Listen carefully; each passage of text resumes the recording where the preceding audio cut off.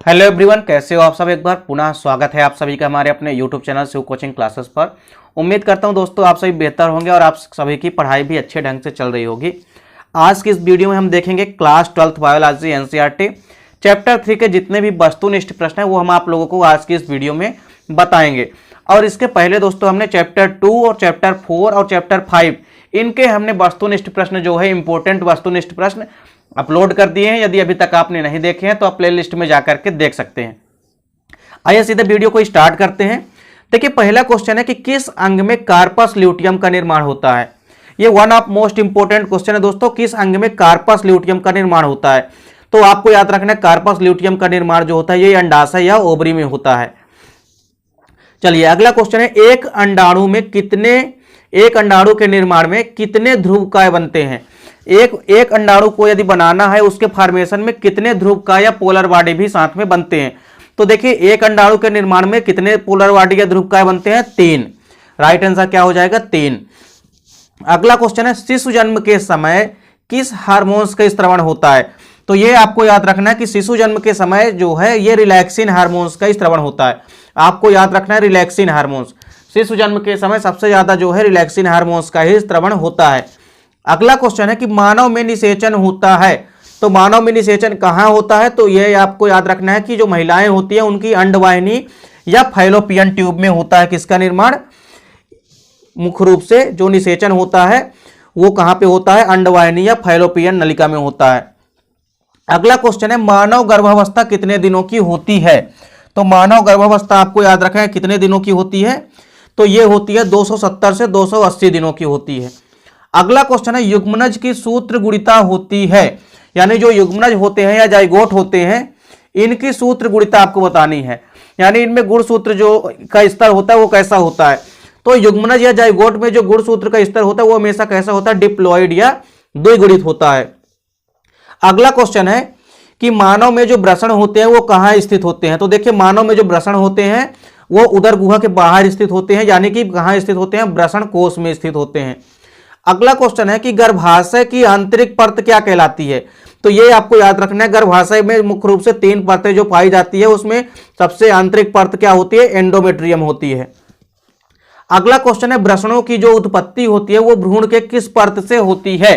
तो वृषण की जो उत्पत्ति होती है वो भ्रूण के मध्यचर्म यानी कि मीसोडर्म से होती है। अगला क्वेश्चन है, नर व मादा युग्मक के संलयन की क्रिया को क्या कहते हैं। यानी आपस में जब नर युग्मक व मादा युग्मक मिलते हैं तो उनके जो संलयन की क्रिया होती है वो क्या कहलाती है। तो वह क्रिया कहलाती है निषेचन या फर्टिलाइजेशन। तो नर युग्मक व मादा युग्मक का आपस में मिलना ही क्या कहलाता है, निषेचन या फर्टिलाइजेशन कहलाता है। अगला क्वेश्चन है, वृषण में किन कोशिकाओं द्वारा लिंग हार्मोन्स का स्त्रवण होता है या निर्माण होता है।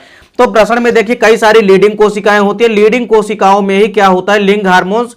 यानी मुख्य रूप से जो मानव में सेक्स हार्मोन्स होते हैं या नर सेक्स हार्मोन्स जो होता है, मेल सेक्स हार्मोन्स जो होते हैं जो कि मुख्य रूप से टेस्टोस्टेरॉन होता है, उनका निर्माण कहाँ होता है, लीडिंग कोशिकाओं का काम होता है उनका निर्माण करना।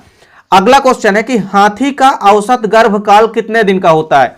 तो हाथी का जो गर्भकाल होता है वो लगभग 441 दिनों का होता है। कितने दिनों का, 441 दिनों का होता है।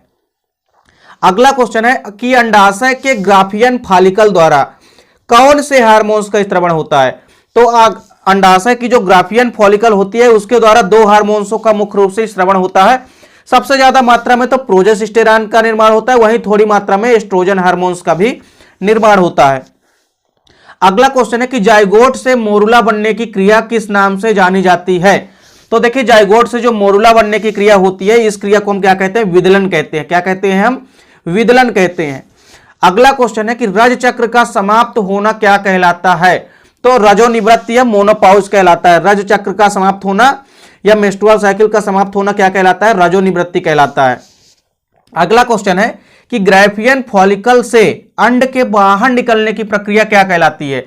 यानी ग्राफियन फॉलिकल से जो अंड बाहर निकलते हैं या ओवम बाहर निकलते हैं यह क्रिया क्या कहलाती है। तो यह क्रिया क्या कहलाती है, अंडोत्सर्ग कहलाती है। क्या कहलाती है, अंडोत्सर्ग कहलाती है, जो कि अंडाशय चक्र के 14वें दिन होती है। अगला क्वेश्चन है कि मनुष्य के 28 दिन के अंडाशय चक्र में अंडोत्सर्ग होता है। तो देखिए इसके पहले ही हमने आपको बताया कि मनुष्य का जो 28 दिनों का अंडाशय चक्र होता है उसमें जो अंडोत्सर्ग होता है वो 14वें दिन होता है। किस दिन होता है? 14वें दिन होता है। तो ये आपको याद रखना है। अगला क्वेश्चन है कि सर्टोली कोशिकाएं पाई जाती है। आपको बताना है सर्टोली कोशिकाएं किसमें पाई जाती है। तो सर्टोली कोशिकाएं आपको याद रखना है किसमें पाई जाती है? वृषण या टेस्टिज में पाई जाती है। और ये क्वेश्चन दोस्तों बार बार पेपर में रिपीट होता है, इसलिए इस क्वेश्चन को आप अच्छे से तैयार करिएगा। सर्टोली कोशिकाएं कहां पाई जाती है? वृषण में। लीडिंग कोशिकाएं भी कहां पाई जाती है? वृषण में। सोमनीफेरस नलिकाएं भी कहां पाई जाती है? वृषण में। तो ये चीजें आपको याद रखनी है। अगला क्वेश्चन है सोमनीफेरस नलिकाएं पाई जाती है। तो सोमनीफेरस नलिकाएं कहां पाई जाती है दोस्तों? वृषण में पाई जाती है, टेस्टेज में पाई जाती है। अगला क्वेश्चन है शुक्राणुओं का परिपक्वन होता है। तो आपको बताना जो शुक्राणुओं का परिपक्वन होता है वो कहां होता है। तो शुक्राणुओं का परिपक्वन जो होता है वो एपिडिडाइमिस में होता है, यानी कि अधिवृषण में होता है। कहां होता है? एपिडिडाइमिस या अधिवृषण में होता है। अगला क्वेश्चन है कि किनमें जो वृषण होते हैं स्थायी रूप से उदर गुहा में ही स्थित होते हैं। तो आपको ऐसे एनिमल्स के नाम बताने हैं जिनमें जो वृषण होते हैं, टेस्टीज होते हैं, वो हमेशा उदर गुहा के अंदर ही स्थित होते हैं। तो देखिए पहला एग्जाम्पल है व्हेल मछली जो कि स्तनधारी होती है प्रायः। इसके अलावा डॉल्फिन और इसके अलावा हाथी। इनमें क्या होते हैं? जो वृषण होते हैं वो हमेशा वृषण जो होते हैं ये हमेशा उदर गुहा में ही स्थित होते हैं, ये उदर गुहा से बाहर नहीं आ पाते हैं। अगला क्वेश्चन है कि मैथुन के समय योनि को चिकना बनाने हेतु क्षारीय द्रव स्रावित करने वाली ग्रंथि है। आपको बताना है ऐसी कौन सी ग्रंथि है जो कि मैथुन क्रिया के समय यानी कॉपुलेशन क्रिया के समय योनि को चिकना बनाने को यानी वजाइना को चिकना बनाने हेतु क्या करती है? क्षारीय द्रव का स्त्रवण करती है। तो उसका राइट आंसर क्या है? काउपर ग्रंथि। काउपर ग्रंथि का क्या काम होता है कि मैथुन क्रिया के समय योनि को चिकना बनाना, जिससे कि मैथुन क्रिया में आसानी हो। अगला क्वेश्चन है ध्रुवीय काय का निर्माण होता है। तो ध्रुवीय काय का निर्माण जो है हमेशा मुख्य रूप से अंडवाहिनी में होता है। कहां होता है ध्रुवीय काय का निर्माण? अंडवाहिनी में होता है और अंड जनन की क्रिया के परिणाम स्वरूप होता है। अगला क्वेश्चन है कि कोलेंट्राम क्या है। तो जो कोलेंट्राम होता है यह प्रथम स्त्रावित दुग्ध है। क्या है? यह प्रथम स्त्रावित दूध होता है। जो मादा का प्रथम स्त्रावित दूध होता है वो कोलेंट्राम कहलाता है। अगला क्वेश्चन है कि आद्य यानी कि प्राथमिक शुक्राणु कोशिका होती है। आपको बताना है कि सूत्र गुणिता कैसी होती है। तो हमेशा याद रखना है कि जो शुक्राणु कोशिका होती है ये कैसी होती है? द्विगुणित होती है। अगला क्वेश्चन है कि मनुष्य में जो भ्रूणीय झिल्लियों की संख्या होती है वो कितनी होती है? तो भ्रूणीय झिल्लियों की संख्या कितनी होती है? 3 होती है। अगला क्वेश्चन है कि भ्रूण की किस परत से यकृत तथा अग्नाशय विकसित होते हैं। तो आपको बताना है भ्रूण की किस परत से यकृत तथा अग्नाशय विकसित होते हैं। तो अंतःचर्म से यानी जो एंडोडर्मिस होती है उसमें से मुख्य रूप से किसका निर्माण होता है? यकृत तथा अग्नाशय का निर्माण होता है। अगला क्वेश्चन है कि गर्भाशय के अंदर भ्रूण को पोषण प्राप्त होता है किसके द्वारा। तो गर्भाशय के अंदर जो भ्रूण को पोषण प्राप्त होता है वो किसके द्वारा प्राप्त होता है? प्लेसेंटा या अपरा के द्वारा। अगला क्वेश्चन है कि मानव में किस प्रकार का निषेचन होता है। तो आपको पता है मानव में हमेशा कैसा निषेचन होता है? आंतरिक निषेचन होता है, यानी इंटरनल फर्टिलाइजेशन होता है। अगला क्वेश्चन है युग्मक की सूत्र गुणिता या गुणसूत्रिता का स्तर होता है। जो युग्मक होते हैं या गैमीट होते हैं ये हमेशा अगुणित होते हैं या हेप्लॉइड होते हैं। तो दोस्तों यहाँ पे जितने भी चैप्टर 3 के इंपॉर्टेंट क्वेश्चन है उम्मीद करता हूँ आपको वीडियो अच्छी लगी होगी।